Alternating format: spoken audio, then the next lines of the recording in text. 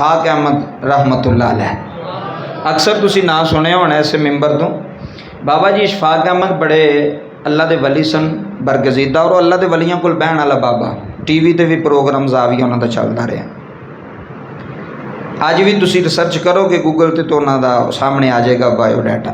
बाबा जी इशफाक अहमद मरहूम ना अपना वाक़या एक लोगों को सुनाते हैं। कहते हैं मैं एक फोतकी ते गया, गल जरा ध्यान ना सुनियो, लफज बड़े आला ने सुनने वाले।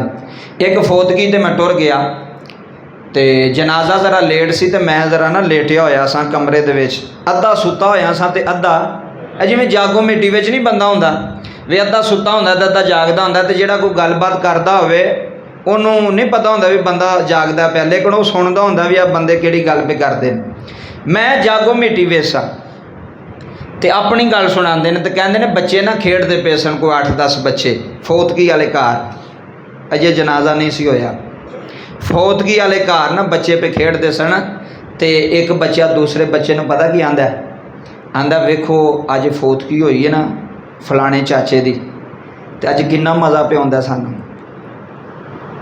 इहनूं जरा ना गहराई तक जाना तो फिर गल दी समझ आउणी, इंज बह के नहीं आउणी। बच्चिआं नूं की लगे किहड़ा फौत होया ते किहड़ा नहीं।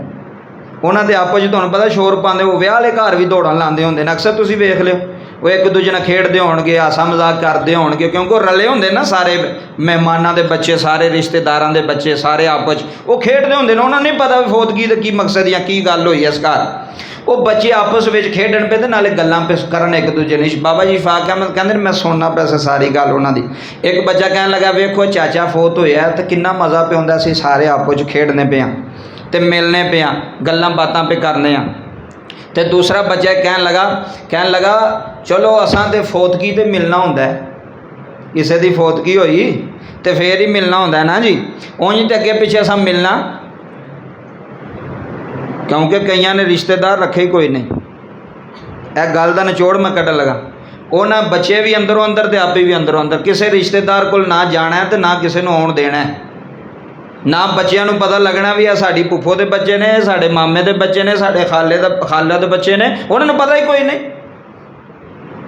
या मिलना तो फोतगी तो उन्होंने बच्चों भी इंतजार करना भी साढ़े को पिछू को फोत होगा तो फिर असीं उत्थे जावांगे, या साढ़े इधरों को फोत होगा तो फिर बच्चे आउणगे। उंज तो तफीक ही नहीं ना बच्चों को किधर खड़न की, तो ना किसी के आउण दी। तवज्जो करो। वो बाबा जी इशफाक अहमद निचोड़ कढ़िया इस गल चों बच्चों। उन्हें एक अगला कहन लगा चलो हुण तो मिल गए, हुण अग्गों किहड़े बाबे की वारी है। बच्चे पे आखण में अग्गों किन्ने जाना है, तो एक कहन लगा जी वो साडा खालू बड़ा बीमार है, मैनूं लगदा वो फोत होएगा। कहंदे ने अजीब गल ये सी कि जेड़े मेरी रिश्तेदार सी ना, एक छोटी जी बच्ची, वो मरन वालियां विचों उन्हें मेरा नाम ही ले लिया। उन्हें कहा इशफाक बाबा जी इशफाक साहब भी बीमार ही रहिंदे ने, तो उन्हां दा भी कोई पता नहीं। वो सुनते पे सुन हुण कोल आंदे ने मेरा भी नाम विच है, वो बच्चियां ले लिया भी वो भी जाण वाले ने। तो कहते हैं मैं वो सारी बच्चों की गल पे सुनना सा सारा उन्हों का, कि उन्हों का ये सी भी जदों को फोतगी होनी है तो असां फिर मिलना है, फिर कट्ठे होना है, फिर हासा मजाक करना है, फिर असां जनाब आपस च मिलना है जदों किसी फोत होना है। वो किसी के फोत होने का इंतजार पे करते सन। अक्सर नहीं होंदा, भैनों के घर भी कोई नहीं, भरावां के घर भी कोई नहीं, चाचियां मामियां के घर भी कोई नहीं, जाना ही कोई नहीं, छुट्टी सारियां दी, आना भी कोई नहीं, बच्चों ने भी नहीं पता भी ये कौन है। तो जे 10-12 सालों तो बाद कोई वो नज़र आ जाए ना तो सलाम लवे तो मुंडा पूछता अब्बा जी ये कौन जे, अबू जी ये कौन जेड़ा मैनू पे मिलता होंदा, पुत्र मैनू भी कोई पता, मैं किहड़ा मिलना पे, ना आप ही मिलने ना तुहानू मिलन देने। बाबा जी इशफाक अहमद साहब की बड़ी वड्डी गल मैनूं लगी। मैं कल पे सुनना सा तो बड़ी चंगी गल फरमान लगे, हमेशा अपने बच्चों को सिर्फ फोतगियां तो ना लैके जाओ, उन्होंने पता लगे भी किसी बाबे ने मरना है तो चाचे मामे मरना तो फिर ही असां जाना है। उन्हों का तलक बनाओ, उन्होंने लैके जाओ रिश्तेदारां दे विच, उन्होंने पता लगे ये जनाब साड़ी फुफो के बेटे ने, साड़ी फुफी के बेटे ने, ये साढ़े मामू के बेटे, सारा उन्होंने पता होवे। क्योंकि जिंदगी के अंदर वेखो बंदा इन्ना पैसा भी कमांदा है, बंदा इन्नी कमाई भी करता है, सारा कुछ करता है, तो जे बच्चों रिश्तेदारां की पहचान भी कोई ना होवे तो फिर उस जिंदगी का कोई फायदा, फिर उसको पैसे का कोई फायदा। इस वास्ते जेडे तुहाडे बच्चे ने ना वो किसी उन्होंने अपने हानियां दे नाल खुश होना है, जेडे उन्होंने हानी ने।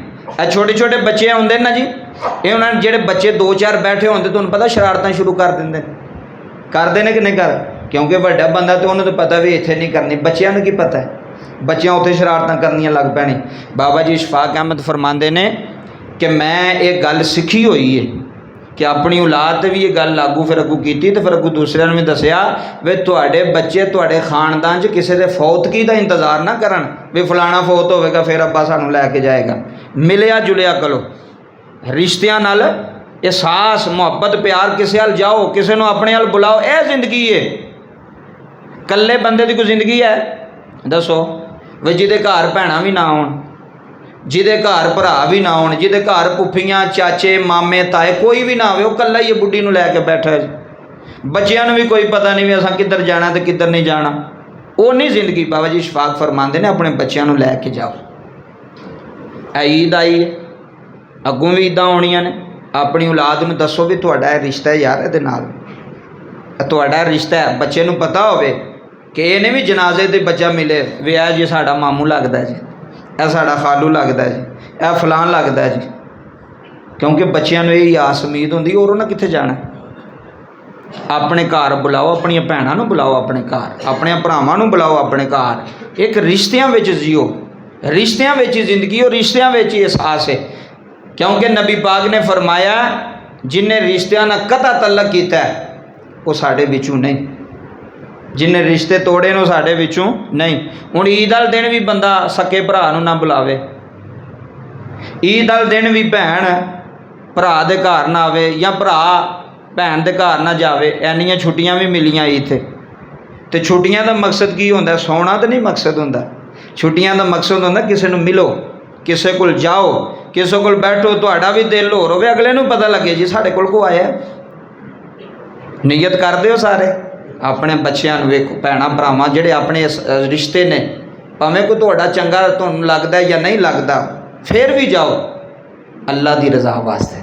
ਕਿਹਦੇ ਵਾਸਤੇ? ਅੱਲਾ ਦੀ ਰਜ਼ਾ ਵਾਸਤੇ। ਜਿਹੜਾ ਭੈੜਾ ਬੰਦਾ ਨਾ ਉਹਨੂੰ ਪਤਾ ਹੁੰਦਾ ਮੈਂ ਭੈੜਾ, ਲੇਕਿਨ ਭੈੜੇ ਨਾਲ ਚੰਗਾ ਕਰਨਾ ਇਹ ਤੇ ਅਸਲ ਇਬਾਦਤ ਹੈ। ਭੈੜੇ ਬੰਦੇ ਨਾਲ ਚੰਗਾ ਚੱਲਣਾ ਇਹ ਤੇ ਇਬਾਦਤ ਹੈ। ਤੇ ਜੇ ਭੈੜੇ ਨਾਲ ਭੈੜਾ ਚੱਲੋਗੇ ਤੇ ਫਰਕ ਕੀ ਰਹਿ ਗਿਆ ਜੀ? ਦੱਸੋ ਕੋਈ ਫਰਕ ਰਹਿ ਗਿਆ? ਮੇਰੇ ਨਾਲ ਕੋਈ ਭੈੜਾ ਹੋਵੇ ਤੇ ਮੈਂ ਵੀ ਉਹਦੇ ਨਾਲ ਭੈੜਾ ਹੋ ਜਾ ਤੇ ਫਿਰ ਤੇ ਅਸੀਂ ਬਰਾਬਰ ਹੋ ਗਏ। ਜਦੋਂ ਇੰਜ ਦੇ ਕੋਈ ਦਿਨ ਆਉਂਦੇ ਨੇ ਨਾ ਤੇ ਜਾਇਆ ਆਇਆ ਕਰੋ, ਬੱਚਿਆਂ ਨੂੰ ਵੀ ਦੱਸਿਆ ਕਰੋ ਇਹ ਤੁਹਾਡੇ ਰਿਸ਼ਤੇਦਾਰ ਨੇ, ਛੋਟੇ ਛੋਟੇ ਬੱਚੇ ਇਹਨਾਂ ਨੂੰ ਪਤਾ ਹੋਵੇ। ਅਗਲੀ ਬਾਤ ਸੁਣੋ।